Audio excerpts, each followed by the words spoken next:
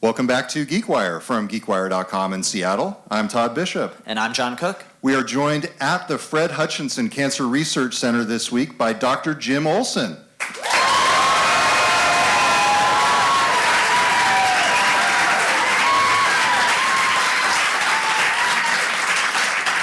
Dr. Olson, you got a few fans here. Dr. Jim Olson is a pediatric oncologist, brain cancer researcher, and startup founder who leads teams developing novel approaches in the fight against cancer. An attending physician at Seattle Children's, he's based at Fred Hutchinson Cancer Research Center in Seattle, our host today for this event. Welcome, Dr. Olson. Thank you. It's a pleasure to be here. Thank you. So when we talked 3 years ago in your office, you said that the likelihood of a kid with malignant cancer surviving had grown from less than 5% to almost 80% likelihood of survival over the course of your lifetime. What's the likelihood today? Have we seen an improvement, or do we expect to see an improvement soon? We actually have an improvement here in Seattle at Fred Hutch, Seattle Children's. In almost every single category of cancer, we're about 10% higher survival rate than the rest of the country. Wow. What drives that?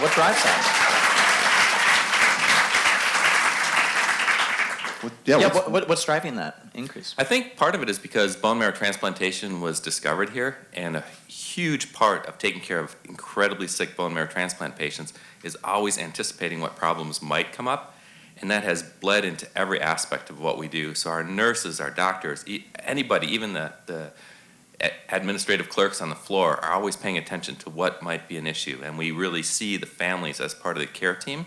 There's a lot of places in the country where it's a little bit paternalistic. We're the doctors, we're going to provide for you, and we actually teach the families how to be the eyes and ears 24 hours a day. We're also incredibly tuned into an aggressive approach. We feel we're at war when we diagnose a child with cancer, and it might be that they need chemotherapy on Christmas morning. We say, here's your presents, here's your chemo, let's go. And so with that aggressiveness and treatment, coupled with attentiveness and system-wide, we have much better outcomes than almost every other place in the country. You're in a unique position because you're not only leading research teams, but you're also working with patients day to day in the clinic. And what does that do to your outlook? How does that change your approach? And does it allow you to do things that people who are just doing pure research cannot do? I think the most important thing it does is that when I see a barrier, I don't say, oh, there's a barrier. It's like, another barrier. Let's get over it, through it, or around it, and have the team join me in just like, this is today's barrier, let's get around it and figure out how we go. So there really is a take no prisoners approach to our research program.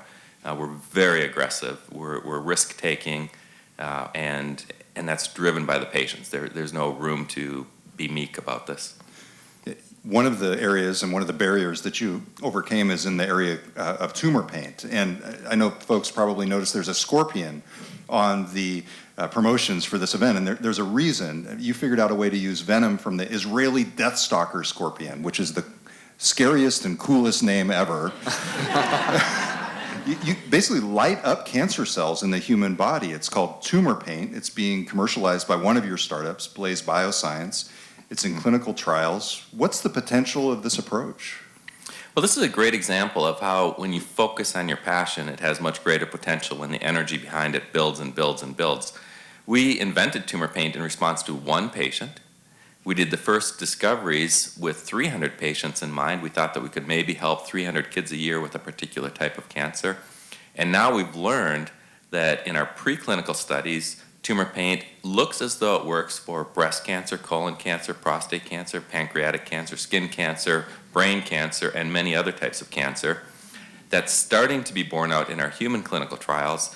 So if we project ahead and say, if what we're seeing in our laboratory turns out to be true in our clinical populations, we could help as many as 2.5 million patients a year just in the United States and Europe, not to mention the rest of the world. So explain the concept for people who may not be familiar, because obviously a surgeon is going in looking at the tumor. Normally, what does it look like, and how does it look like with tumor paint? Sure. So this may come as a surprise to a lot of the people who are listening, but it's often very difficult for a surgeon to tell the difference between cancer and normal tissue that surrounds it. We have to remember that cancer is just normal tissue that's growing a little faster than the tissue around it. And so in the case that I mentioned that drove this whole field. The surgeon spent a whole day and into the evening.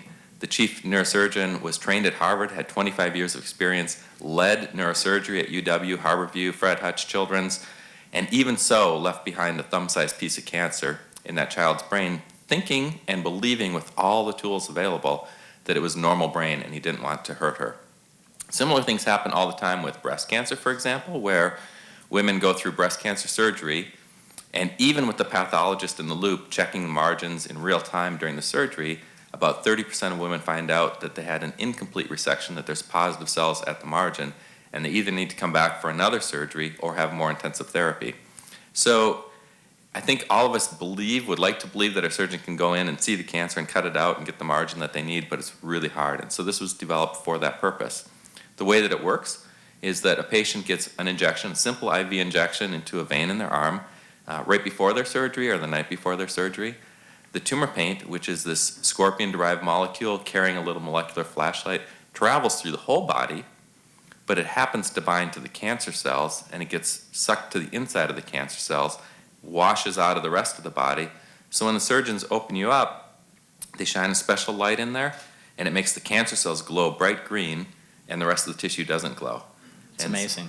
Amazing.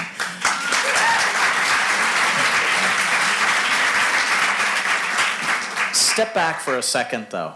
How in the world did you discover that scorpion venom would do such a thing? How do you make that leap? How does that process even start? It starts with a patient. That day, Rich Ellenbogen and I decided we were going to do this. He introduced me to a student who was going to come over and do the work in our laboratory, Patrick Gabikian, a neurosurgery resident.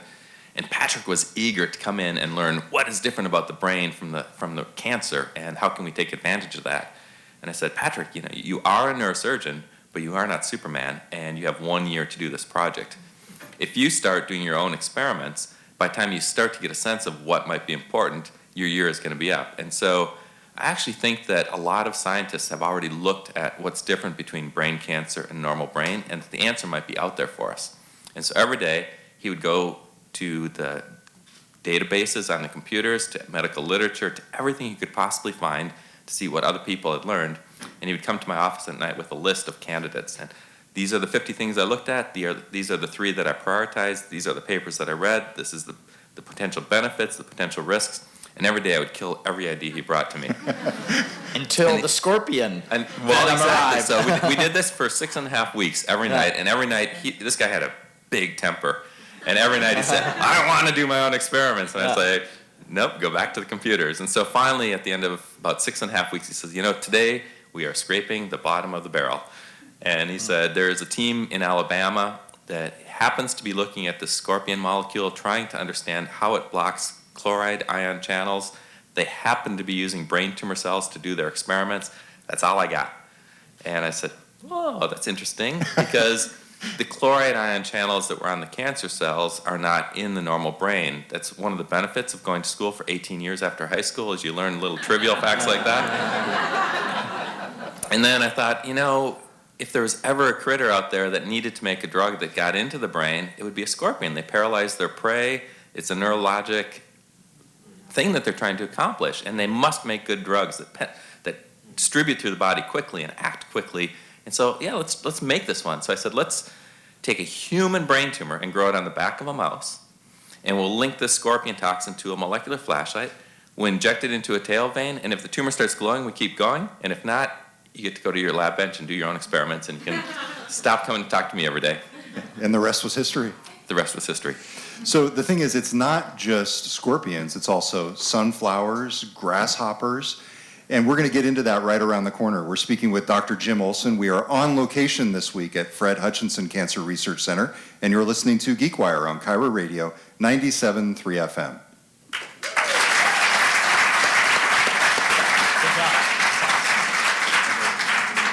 We can probably get back into that story later. Sure. Keep rolling with that. Yep. Everyone having fun? Yeah. You guys are great. Yeah, Thank this you is so fun. much. Yeah, thanks for being here. All right.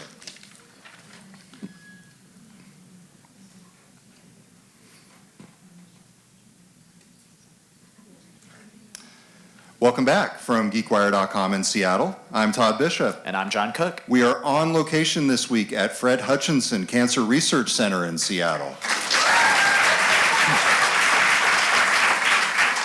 Our guest on the show is Dr. Jim Olson. He's a pediatric oncologist and brain cancer researcher. We've been talking about tumor paint and this whole idea of the fact that you can take scorpion venom and essentially use it to light up tumors in a way that surgeons can separate the bad tissue from the good.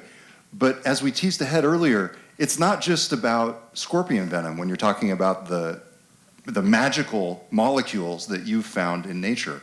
You've also been working on a variety of different things. One of them is called optides. Well, that's the whole class of molecules that you're talking about here. Explain what that is, because it's fascinating. Sure. So it turns out that plants and animals need drugs to get through every day. Life is tough out there. There's a lot of competition, there's a lot of predation, prey, reproduction. And it turns out that all these different plants and animals and bacteria and viruses came to the same conclusion about the best way to make a drug and to pass it down from one generation to another by encoding it in the DNA so that it's subject to evolutionary pressure. And it turns out that these little molecules that are knotted in nature are really stable and they make really good drugs. And people suggested way back to 1990 that we could use these as a blueprint to make drugs for human patients, but the drug companies and biotech companies really couldn't make progress on it because the workhorses in the biotech community are yeast and bacteria. And these things just don't fold properly in yeast and bacteria. So some of the scientists on our team figured out a way to make them in human cells. And so we've got a whole factory here at Fred Hutch that's making these molecules. And then we wanted to get as much diversity from the plants and animals that are out there as possible. So all the other scientists in the world had spent about 40 years discovering about 2,000 of these molecules. We hired a really incredible computer programmer who used to be at Oracle. Then he came to Fred Hutch. And he wrote a Python program that went through all of the genomic databases in the world. And in a couple days, we had identified 206,000 other candidates from nature. We've since narrowed that down to about 96,000 we think are the best ones. We've identified those that are most diverse. We just created a 10 million compound library that are variations of that. And we've got a robot upstairs that's making these molecules 24/7 right now. Is there a characteristic in nature that stands out, or a type of plant or animal that lends itself more to this type of technology? Yeah, so it is definitely concentrated in some areas of plants and animals. So obviously we think about the venoms and toxins, so snakes, scorpions, spiders. But then there's some groups that you wouldn't really think of, like violets are loaded with these things. And there's some places where they're not used for predation or prey. There's a plant in Africa that makes one of these molecules that binds to your taste buds, and the fruit tastes 1,000 times sweeter than sugar, but the plant doesn't have to put any energy into making sugar. So animals eat those fruit, spread the seeds. It's all about reproduction. And that's a really innovative way to make a drug to help yourself spread your species. And I love it. There's so many really cool stories about this stuff. Yeah, absolutely. So optides are a big focus of the work in the Olson lab. Where is this? What's the status? When can you expect to see trials, all this sort of stuff beyond tumor pain? So there's several things going on. One is people ask, if you can deliver light to the cancer, why couldn't you deliver therapeutic to the cancer? And so a big focus of what we're doing is to deliver therapies to the cancer. And some of those might be therapies that would kill the cancer cells, and others might be therapies that would educate the immune system about what's different in the cancer than the rest of the body. So we have a really big focus on that. Another thing that we're learning how to do is to turn these into drugs themselves rather than carrying a payload. Could the optide be the drug itself? And is that water good for you? Yeah. Okay, yeah. We'll edit that out. Yeah. That's why it's good to do a live recording, Exactly. not just live. Right. Where was it? Oh, we're looking at making optides into drugs themselves. And so a few months ago, Zach Crook in the lab came to me and he says, I think I've got a way to do this. And I said, I think I've got the hardest target in cancer to challenge you with this. And he said, what's that? I said, well, it's a target in something called the Hippo pathway, and drug companies have been working on it for 20 years. And we just want to find out, can you prevent two proteins from talking to each other that normally when they talk to each other inappropriately, they cause cancer. And so he went to work and created a platform where we could screen first computationally designed using the computational programs that were developed by our friend David Baker over at UW, and then using the new system where we have human cells not only making these things, but sticking them out on the surface of that cell so we can pull them out, the ones that bind, do deep sequencing for the genomics and find out what they were making and go through a few rounds. And in the 4 months that we've been working on this project, he's come up with a molecule that, this will mean something to some people, binds with 300 picomolar affinity, which is really good. What it means to the rest of us is this is You're really geeking out now, good. Dr. Really Olson. good. Yeah. So you alluded to this a little bit earlier with the fact that somebody who knew Python was able to, and by the way, Python, the programming language, not Python, the snake. Yes. Knew Python was able to obviously accomplish a lot. What trends are you seeing in computer science, cloud computing, artificial intelligence, robotics, the other technology stuff, and how is that transforming what's going on in your lab? Oh, absolutely. This is going to be, not only is this the future of where we're going, but we're already starting to use it. So eventually, there will be artificial learning that will help us understand which of these will get across the blood-brain barrier. And so we could make whole libraries that can get into the brain. We'll understand which of these can cross the gut wall, so you could take them by mouth and have them get into your body. What we can start with is looking at the diversity out there in nature. We can make some variations, and then we can begin to understand in ways that the human brain probably couldn't ever get to why some of these cross and why some of them don't, and teaching us how to make them cross at will. You mentioned the robot you have in your lab, so this ties into that. What is that doing exactly as an example of this? Yeah, so the robot does all the steps that our technicians do. So there's probably about 3,000 steps to making an optide. And I should tell people that are wondering, what the hell is an optide? That an optide just stands for optimized peptide. It's a totally made-up word. We made up the word so that we would have something to talk about that helped people understand that we're doing something that nobody else in the world is doing. Hey, when you're innovating and inventing, you get to make up the words. Yeah, That's part of it. every tech company does that, right? That's right, tumor paint. Right? Yeah. That's right. So yeah, keep going. So the robot, we have programmed it to do every single step. So when I was a fellow here, I would spend a whole year trying to clone a few genes. Now I sign a purchase order and we get 10,000 genes that are already cloned and sequence verified, brought to us by the FedEx man. We take those genes and we stick them in the robot, and the robot takes those genes and inserts them into a virus, which is a modified HIV virus called a lentivirus. And then it takes and grows up that lentivirus, and then it infects the human cells and turns the human cells into little drug factories. And then once they've made the drugs, the robot spins down the cells and pulls out the drugs. And now we've got drug candidates, and it's already making 10 times more candidates a week than the whole rest of our team put together. And pretty soon it'll be about 130 times more than our team can make in a week. Wow. So you could work anywhere in terms of cancer research and all the things that you do. Why do you work at Fred Hutch? That's a great question. The ability to actually make a product that gets approved by the FDA is in the DNA of this place. Don Thomas set the tone when he invented bone marrow transplant. His colleagues were not only mocking him for trying, but they were saying that he was doing bad things to people. And so against all this wave of negative doubt that this was something that could work, he just pushed through and made it happen. And so I'm a pediatrician. If you think about it, of all the drugs I use to treat my patients, only one is approved by the FDA, and everything else I have to use is off-label. At Fred Hutch and Seattle Children's, we've jointly brought bone marrow transplantation, immunotherapy, and tumor paint to kids simultaneously with adults. We're the only center in the world that has brought 3 therapeutics into kids simultaneously with adults. We stand out in that regard. Why wouldn't I be here?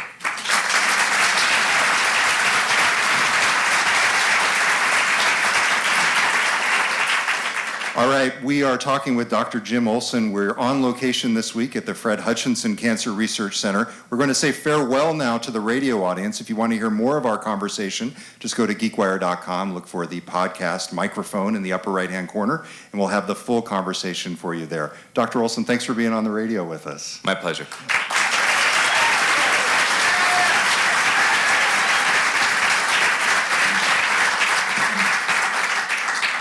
All right, and we're just going to seamlessly go into the podcast here. So now our joke is you can actually say the name of the Juno Therapeutics. Do you know what it was? I don't. Okay, wait, don't tell anybody. Yeah, don't tell him. Well, should we do the just trivia press question? at will and see Yeah, if that's I right. hit it. Let's do that at the very end. Okay. Let's keep talking with Jim. So you have more to ask, John. Go for it. Yeah, you were talking about the kind of the robotics, and this is speeding up the time that you can get to these potential therapies. Absolutely. The new president of the Fred Hutch came in and made a pretty bold claim about a year ago that in the next 10 years there will be a cure for most, if not all, cancers. Where are we on that pathway? Do you think that's a realistic goal that we are on that path? I don't know that we'll know that we're there yet, but I think that the foundation for achieving that will be well underway. And the reason I say that is because it takes a long time to run clinical trials. Something that we had at the bench today that was going to go into humans, we really wouldn't know if it worked for about 15 years. All right, so there's a timeline there. But with the immunotherapy advances that we've made, largely based here, I think that there's going to be a whole lot of cancers that are cured not by taking drugs, not by being sick, but instead by getting a teaspoon of your own cells back that have been modified to go after the cancer cells and remember what they look like, so if they come back, they can get them again.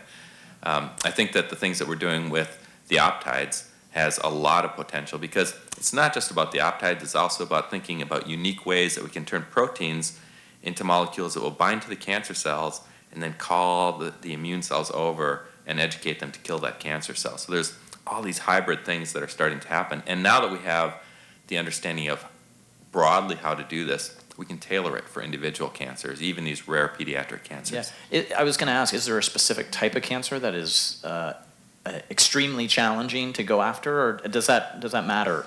Pediatric cancers are extremely challenging to go after in some ways because if you look at the immune therapies that are working with the checkpoint inhibitors, some people know these molecules called PD-1 inhibitors or PD-L1 inhibitors, and basically they take the brakes off the immune system so the immune system can see the cancer cells and can go after it. That works best for types of cancer that are caused by mutations that you accumulate through your life. So people that smoke, people that get UV sunlight, these cancers of aging, melanomas, lung cancer, those sorts of things. When you take the brakes off the immune system goes after them, they recognize them, these are foreign, and they go after it. Pediatric cancers, on the other hand, often have maybe one mutation, and they look just like the normal cells around them, so it's very difficult to educate the immune system. So what we do instead is we say, all right, there's only one mutation, but that mutation has some downstream effects, and maybe one of those downstream effects is turning up a protein that's on the surface of the cells. Now, can we make a protein that would recognize that and educate the immune system to go after or after that? So we're in some cases building bridges between the cancer cells and the immune cells.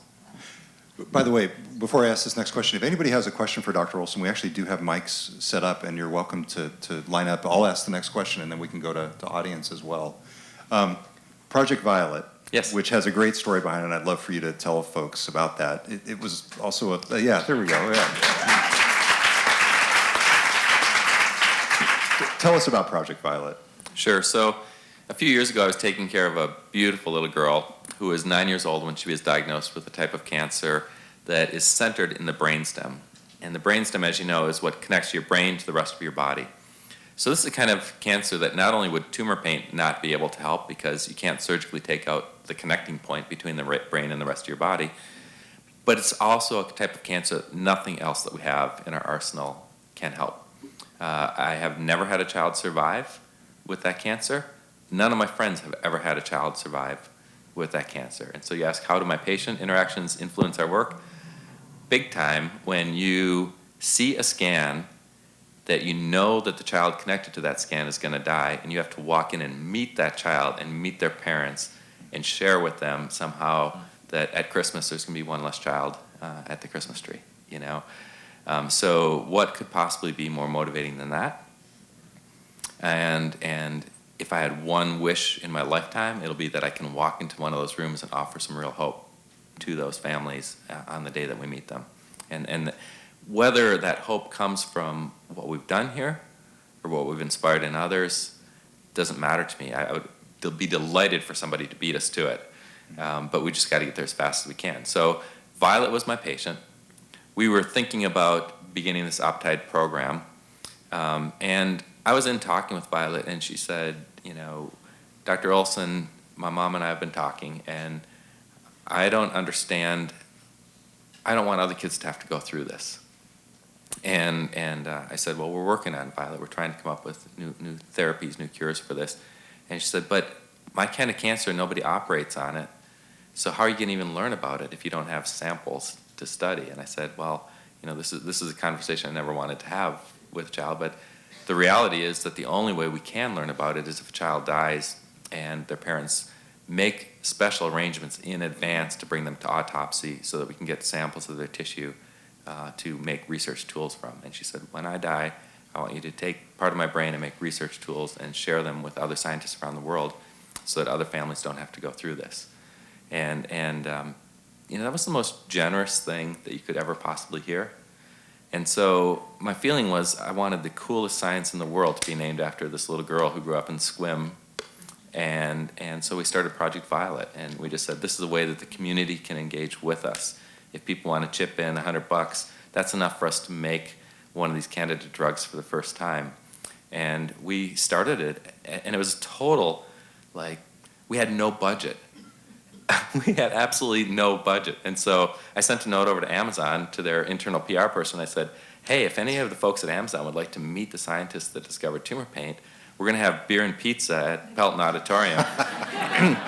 Come on over and meet us. And so they came on over and met us, and then we started saying, by the way, would any of you be willing to help us make a website or build a Facebook page, or because we could use some help on this. And we got 77 volunteers, and about 30 of them came every Monday for the rest of the year, and they built our user interface. Everything that you would do at Amazon, they built for Project Violet. And we launched that with no budget. And since then, in the intervening 3 years, we've raised, we're over 10 million now. Our champion of fundraising is Nicole Protopis over here in the second row.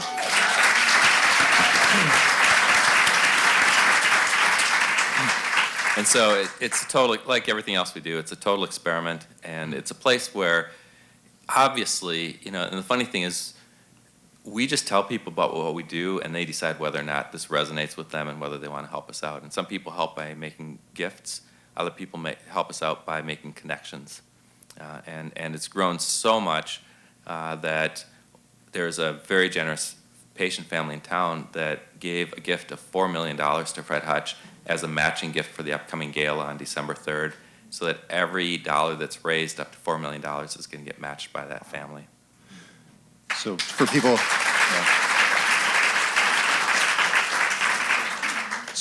who are listening and they want to check that out, is it Project Violet?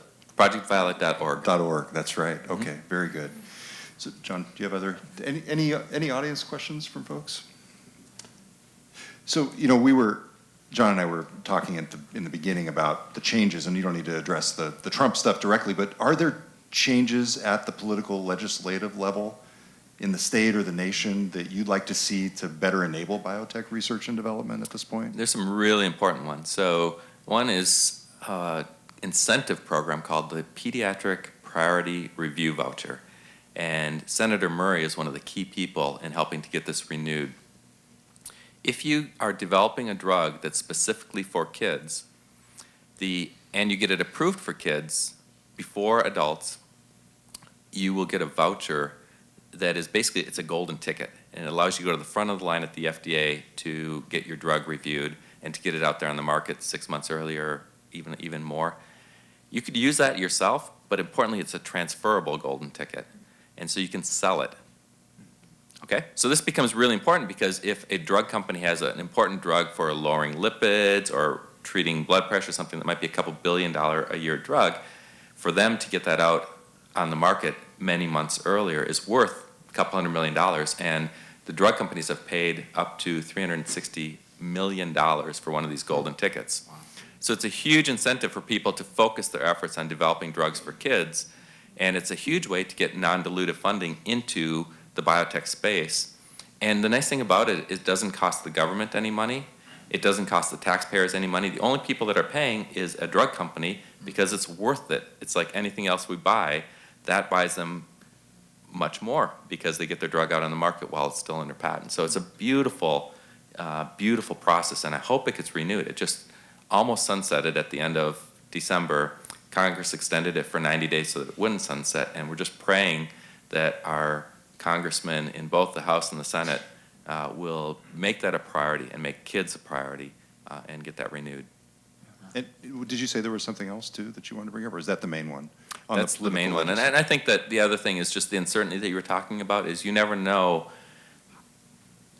how much funding is going to go into the National Institutes of Health, into cancer research. And sometimes things happen for different reasons. And the very fact that Mr. Biden led the cancer moonshot, it might mean that there will be another way that it has to be found to drive cancer research.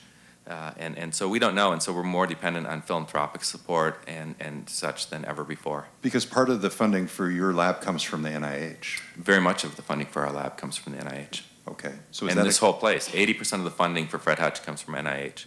And so it goes up and down, but when it's down, boy, we need the community to be at our side. That's an important message right now. Yeah. So you have a unique role in that you are both a researcher and you play in the startup world. Mm-hmm. How does that differ when you move from trying to develop something in the research lab to trying to develop something at a startup? I have learned so much from that process. I love being on new learning curves anyway, and understanding what it takes. The biggest difference is when you're in a startup, you get a bolus of money as your startup funding, your angel funding, and you have a certain amount of progress that you need to make before you get to the next round. And if you don't make that progress, you don't get that next round of funding. And so it narrows your focus and your energy, and everything becomes like, I recognize that as a distraction. You need to have your team rowing in unison. And one of the things I've learned is that that isn't the way that academia is set up.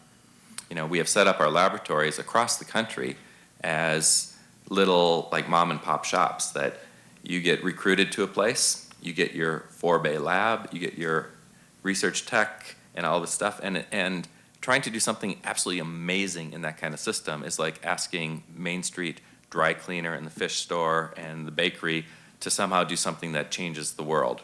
And so one of the things that I'm trying to do with our team and across the center is through the Optide project, through Project Violet, we have 5 different laboratories from all the different divisions working together in a biotech-like fashion. And that's the reason we're able to like soar and to do something really important in 4 months, because we are not paying attention to the old models, and we're saying, you know, we can do this better, and we can create not only what we need to accomplish to have new drugs for patients, but a whole new model that other people can look to, so I've learned so much from this So you've process. helped start a couple companies. Is there another startup that you think is on the horizon? My wife is in the audience. Oh, I didn't know that. She says, I hope not. Oh my God. I actually think that was a gasp. The answer is no. Happy wife, happy life. That's right. One of the things that's very unique is that Fred Hutch has formed a public-private partnership with Blaze Bioscience, and that actually reduces the need to pour energy into new startups, but to have that expertise with us on a weekly basis. So Blaze is actually present in our laboratory meetings, and they help us make decisions. They never take away our academic freedom, but they help us make decisions. And likewise, if we discover something, most of the time when people in academic labs discover something, they then turn it over to their tech transfer office. And the tech transfer office is out there trying to shop at 2 different drug companies, and very often this sits in a folder, sometimes for years while the patent is expiring. And you don't have a lot of life on a patent by the time you take a 15-year clinical trial process in. So we know that when we develop something interesting that somebody already wants it, they've been talking to us about it for 2 years, we know they want it, and we know that they'll take it to the next level. So it's a one-of-a-kind relationship between an institution like Fred Hutch and a biotech company. The Wall Street Journal has written about it. One of the writers from there has offered to write more on it. And we're really trying to make it successful because we want to teach the world how to do it. The other aspect that's really important about that is if you have a technology and you spin it out into a biotech company, the best you can hope for is that that will be successful and you'll get a clinical candidate that could be developed. When that happens, all resources go onto that clinical candidate, and what usually happens is the research shrinks down or goes away. And what we've done by this new model is created a brick wall so that whatever can happen over on the biotech side, and we are insulated from the vagaries of it because we can use grants, contracts, philanthropy to move things forward. And so it's, I think, an incredible model. It's not easy. There's certainly challenges with it like anything else, but we are making a go of it. Yeah, fascinating. What message would you leave this audience with? Oh, we have a question. Oh, I'm sorry. Yeah. Yeah. I wanted to ask Jim a little bit about, I know you're a pediatric neuro-oncologist, but can you talk more broadly about the impact of optides on other rare and orphan diseases? Because I know that's something your team is focused on as well. It really is. I think that I wrote a book about pharmacology about 30 years ago, and it is still used as one of the most widely used review books. And one of the things that really disappointed me was every 2 years when I would revise it, I would see all these Me Too drugs, where now it's another drug to reduce your blood pressure, and you only have to take it once a day instead of twice a day, and that would get an approval. And you think about $4 billion going into developing something like that that really doesn't change the world in any way. And then there's these diseases that are never addressed. Well, it turns out that about 80% of all human diseases are diseases that technically will probably never be addressed by the small molecules that are made by the pharmaceutical industry or by antibodies that are made by biotech and pharma, for reasons that have nothing to do with money or business or anything like that. It's simply that most of these diseases are caused by two proteins talking to each other that shouldn't be talking to each other, and the small molecules are too small to keep them from talking to each other. So if you think of my left hand and my right hand each being covered with Velcro, and your job as a drug is to keep them from talking to each other, if you put something the size of a grain of sand in there, it's not going to do the job. And so these molecules we work with are about 10 or 20 times bigger than the small molecules that are most of the things that are made by Merck, Pfizer, all the drug companies. They're about 10 to 20 times smaller than antibodies. And the problem with antibodies is they're so big that they don't get into the brain, that they don't get into the cell in a way that they could ever reach those two proteins. But these molecules, honed by nature, are just right. They are the size of molecules that some of them can get across the blood-brain barrier, some of them can get into cells, and we have just shown that we can, from scratch, create molecules that prevent those two proteins from talking to each other. And so we can do things that none of these other platforms can do. And then if you look at our efficiency, if you look at tumor paint as an example, all of the work that we did here at Fred Hutch on it was about $10 million. The work that's being done at Blaze to get it into 70 patients in 4 clinical trials is maybe double or triple that, but we're still in the range of tens of millions of dollars. If you look at the pharmaceutical industry, the average cost of developing a new cancer drug is $4 to $11 billion. Wow. All right, so we're many logs lower than that. Part of it is because we make really thoughtful decisions and we kind of bootstrap things, but also part of it is the nature of these molecules. So I think that we really have potential. We're trying to, part of what we use the philanthropy for, we're very careful, particularly because we have a relationship with Blaze, that we're not subsidizing work that is going to help Blaze make money. And so what we like to do is to subsidize work that helps the world find new cures. And so we're making a meta-diversity library. Chris Malin, who is leading that program, is here in the audience today.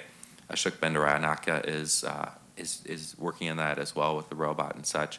And the idea there is that we could take these 10 million compound libraries, or these libraries that the robot is stamping out, and we could collaborate with people that are working on rare diseases all over the world. And we might be able to come up with a drug candidate, and maybe it doesn't have commercial potential, but maybe there's a foundation that represents those patient families, and they can bring it forward. Pediatric cancer, something that is as close to my heart as you can find. It's like that's where we put the philanthropic dollars, is in these places where there is no market, and what you really need to do is to zero out your discovery costs and even zero out your development costs, which is where the priority review vouchers come in. And so philanthropy comes into those places. Very, very good. Good. Other questions? There's one Yeah. up top there, Adam.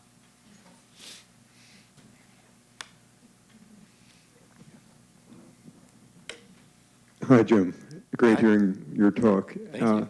My question has to do with your interrelationships that already exist or may be forming with groups all over the world. Obviously, there are professional societies where everyone tries to communicate their latest findings and learn from one another. But is there a need for more innovative platforms that will obviate and speed up in the ways you've described the interchange and the collaboration, make it more real-time, quick, effective, and innovative, that you know about or that you're thinking about or anything along those lines? Sure. So there are so many things that bog down and slow down science and slow down progress. And I'll give you one example. When a laboratory wants to send a reagent to another laboratory, you have to go through a process called a material transfer agreement. And when you do a material transfer agreement, there's a lawyer going to be involved on both sides at some point. And all you're trying to do is send them this molecule, and nothing bad is going to happen because you sent it to them. But the institutions need to cover their asses, so they get lawyers and all this stuff. And this happens tens of thousands of times a day across the whole world. So we created mouse models of pediatric brain tumors where we took the cells from the kids that were undergoing surgery, put them into mice that were genetically engineered to not reject them, and we made these mouse models. We did deep sequencing, we validated them like crazy, and then we wanted to be able to share them as easily as we possibly could. And so we just took the Amazon model, and instead of going through this MTA process, you can go online, you can shop for the mouse model. There is a material transfer agreement online, and you can read it or not read it, but you do the one click, say, I agree. No lawyer ever even knows about it. And we send out the cells the next day. So that's an example of just getting rid of ridiculous bureaucracy. And we haven't presented a risk to the others or to us. It's, in the end, the lawyers always come back to the exact same language. It's, a few ands and thus different, So there are a lot of different ways that you can do that of increasing the efficiency of science and recognizing when something is not contributing and getting around it. So I think we're about to close here, but Dr. Olson, you've been doing this a long time. Such an inspiring story, both as an entrepreneur and as a researcher. What keeps driving you? The kids. Every week I go to clinic, and yesterday I was over there and I was taking care of a little girl who I diagnosed at age 2 with a tumor that some people would mistakenly call a benign brain tumor. And in the subsequent 9 years, she's had 8 different courses of chemotherapy, each lasting about a year. And every time we stop, the tumor starts growing again. And, she's in the intensive care unit. We don't know whether we'll be able to get her off the ventilator. There's so many things about what we do that are horrifyingly sad. And one of the ways to balance that a little bit is to be doing something that will change it in the future. And honestly, it's like people say, isn't it hard to ask people for money, to ask your friends to come to a gala? Like, no, it's not at all. It is part of my job to garner the resources that we need to do what we need to do for these kids, and it's part of my responsibility to get my team on the same page to be able to rocket launch forward and make this happen. These kids inspire us like you'll never know.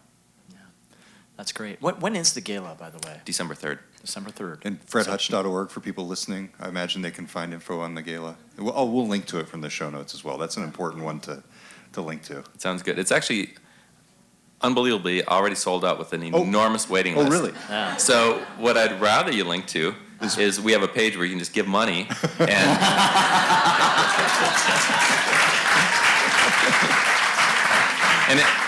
importantly, everything that's given will be matched. So it's a huge way to make an impact. For the people that are inspired by what they heard today, we will definitely have a link that we'll send you where you can show those folks how to make this happen. Okay, that's great. Dr. Jim Olson, thank you very much My for pleasure. talking with us.